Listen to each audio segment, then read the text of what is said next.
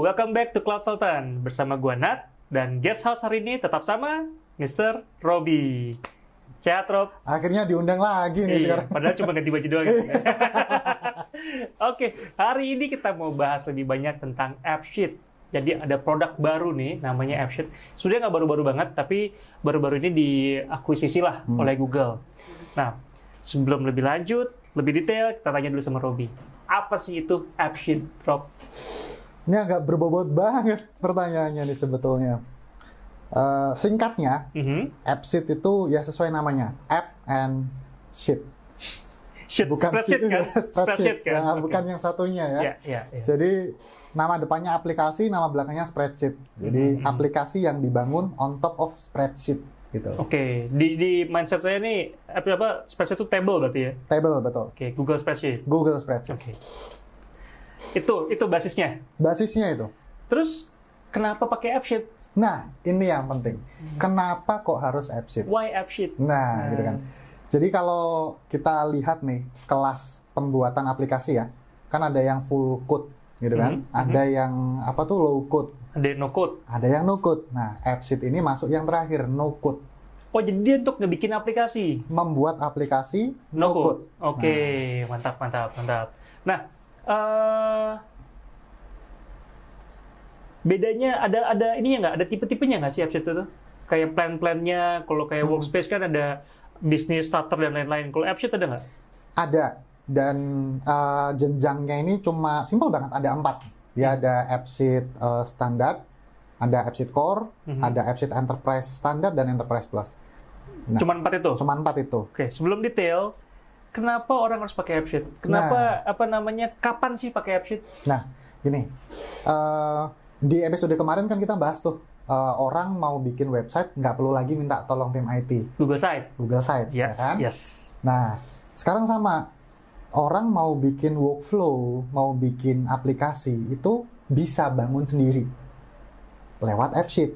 Aplikasinya ini mobile atau web atau gimana? Nah, dia sudah mobile ready.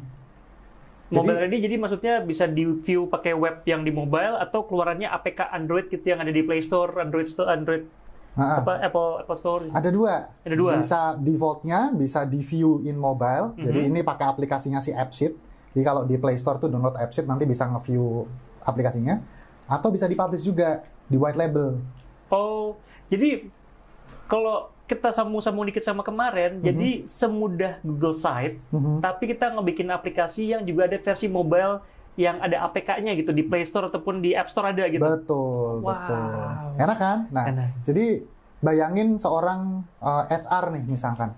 Dia mau bikin aplikasi onboarding. Biasanya kalau onboarding kan ada list pekerjaan, harus request IT A, B, C, D gitu kan. Nah, itu bisa lewat aplikasi tuh request-nya. Atau kayak sekarang pandemi lagi butuh aplikasi absensi yang bisa foto, bisa ngebaca GPS lokasi. Itu bisa dibangun di AppSheet. Oke, bisa dibangun di AppSheet. Pertanyaannya, salah satunya adalah, apa hubungannya AppSheet dengan Workspace? Nah, apa hubungannya? Jadi, si AppSheet ini sendiri... Google Workspace ya, Sobat Sultan. Ya. Google Workspace, ya. Google Workspace.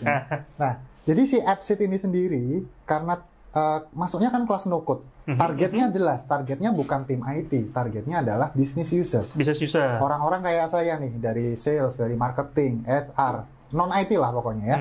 Nah, bangun aplikasi workflow di AppSheet, harusnya semudah pakai spreadsheet.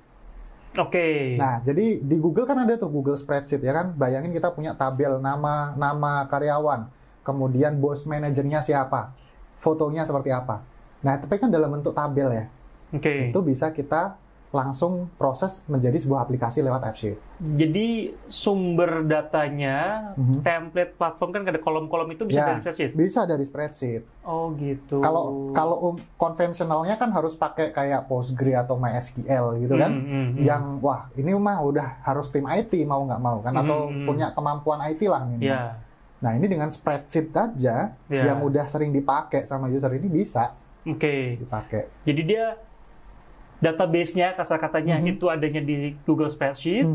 Terus dia bisa ngebikin semacam kayak form kali ya. Betul. Tapi dalam bentuk aplikasi yang bisa lebih mungkin fleksibel tampilannya dan juga sudah ada APK-nya juga tadi gitu kan, bisa di white label ataupun seperti apa di App Store ataupun di Play Store-nya gitu. Betul. Ya. Wah, nah kalau sedikit lebih advance nih, bisa nggak si AppSheet ini kita konekinnya nggak ke spreadsheet tapi ke database lain? Oh, bisa. Bisa. Database apa aja? Jadi bisa ke MySQL, SQL bisa SQL Server, bisa Postgre, bisa Oracle Database. Dan ini nggak harus on cloud, on premise pun bisa. On premise pun juga bisa. Bisa. Jadi kayak perusahaan-perusahaan nih yang mungkin kena aturan nggak boleh di cloud gitu, misalkan ya, kayak udah jarang sekarang kan ya. Bukan yang penting cloud-nya yang di dalam penting negeri. Cloud-nya dalam negeri gitu kan. Nah, tapi kalau mau play safe, mau pakai on premise deh, ya bisa-bisa aja. Tapi si database-nya ada di lokal, aplikasinya ada di Google gitu loh ya, di si AppSheet ini ya. Betul. Nggak perlu hosting-hosting lain-lain lagi. Wah, itu enaknya. Nggak perlu mikirin, oh ini harus berapa CPU, berapa core Nggak gitu. perlu. Langsung aja. Langsung aja.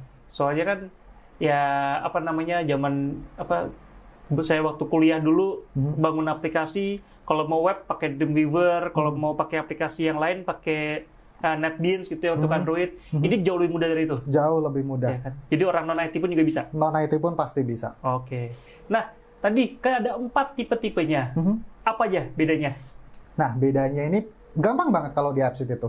Kita tinggal lihat yang pertama kali adalah database-nya dulu mau di apa. Kalau database-nya harus kayak tadi di on-premise gitu ya, harus pakai third party, entah itu di on-prem atau di cloud lah. Minimal butuhnya yang enterprise standar tadi license-nya. Tapi kalau aplikasinya cuma butuh database yang spreadsheet online, pakai yang core pun sudah bisa. Pakai yang core pun juga bisa. Nah, hubungannya dengan Google Workspace. Kalau misalkan beli Google Workspace yang paling tinggi, yang Enterprise Plus ya, itu udah dapat gratis AppSheet Core. AppSheet Core. Betul. Oh, tapi kalau Core kan belum bisa connect database lokal ya. Belum. Saat ini. Siapa tahu ntar who knows jadi bisa ya, Sobat Sultan ya. Oke, mantap. Nah, selain tadi data kan sempat kamu bilang bisa connect ke Google Map. Ya. Ya. Jadi dia bisa mapping juga data spasial pun juga bisa di AppSheet. Bisa. Jadi Google kan juga salah satu produknya punya Google Maps ya. Gitu. Nah, si AppSheet ini kita punya 2 opsi. Mau bangun aplikasi yang dia map-nya statik atau dinamik. Kalau statik ya berarti cuma titik-titiknya aja nih. Bayangkan misalkan kayak di luar negeri pengiriman USPS, pengiriman barang gitu kan. Nah, kita bikin aplikasi untuk kurirnya harus minta tanda tangan orangnya. Itu bisa coret-coret di layar. Oh, di AppSheet bisa bantu itu? Oh, digital signature bisa ya? Digital signature bisa. Lalu bisa baca lokasi GPS-nya. Beneran nggak sih kurirnya tuh ada di lokasi yang bener, yang seharusnya dianterin itu. Itu bisa bikin aplikasi gitu. Jadi perusahaan kayak logistik, itu akan sangat terbantu dengan proses ini. Kalau mau mapnya statik, mau ngikutin pergerakan ininya, ya tinggal integrasi pakai Google Maps. Oke. Jadi, sebagai pelaku usaha gitu ya, Sobat Sultan yang mau coba untuk usaha nih, nggak perlu mikirin kalau saya lihat nih end to end ya. Kita mau ngomongin operasional hari-hari, Workspace ada semua untuk office-nya. Ya kan. Email komunikasi ada email, chatting, video conference ada semua gitu kan. Terus hal-hal yang nggak bisa di-cover harus butuh aplikasi khusus, misalnya mau bikin aplikasi keuangan atau aplikasi HRD gitu kan. Aplikasi pengajuan cuti, pengajuan perjalanan dan lain-lain sebenarnya bisa dibikin pakai AppSheet ini bisa. Gitu. Dan sangat sederhana, nggak perlu IT yang bikin. Nggak perlu IT dan waktu development-nya relatif cepat. Jadi kalau misalkan konvensionalnya mungkin butuh waktu 1 bulan 2 bulan ya, dengan AppSheet mungkin 1 jam, 1 hari, 1 minggu selesai. Berarti secara teknis pelaku bisnis fokusnya di bisnisnya aja dong. Betul. Nggak perlu mikirin ini speknya gimana, servernya gimana, server saya down dan lain-lain gitu. Scalability-nya nggak perlu dipikirin. Nggak perlu. Itu udah diatur lah sama orang AppSheet dan Google. Karena pada dasarnya si AppSheet ini juga menggunakan infrastrukturnya Google.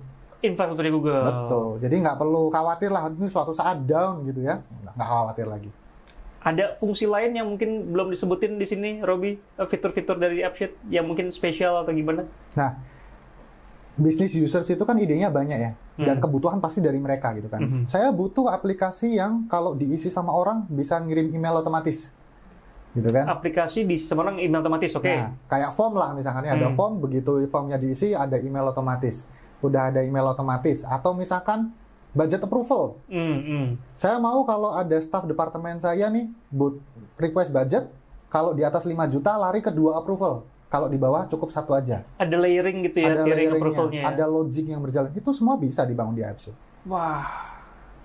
Terus, oke, tadi kita semua dengar yang mewah-mewah tentang AppSheet. Kekurangannya apa? Kekurangannya. Nah, balik lagi nih sama kayak Google Site ya. Kalau di Google Site kan kebutuhan custom itu udah nggak bisa lah. Memang harus kelasnya custom gitu kan. Iya. Di AppSheet pun sama. Kalau kebutuhan aplikasinya itu kompleks banget, nah maka sebaiknya custom develop yang full code. Atau kalau misalkan pengen yang UI-nya tampilannya itu bisa di customize gitu ya. Itu juga belum bisa di AppSheet. Belum bisa juga. Karena di AppSheet ya kita tinggal milih mau tampilan apa, tampilan grafik, tampilan table, tampilan kartu, atau tampilan form. Nah, tinggal pilih aja sebetulnya. Oke. Nah, tadi kamu bilang idenya business user itu ada banyak, ya kan?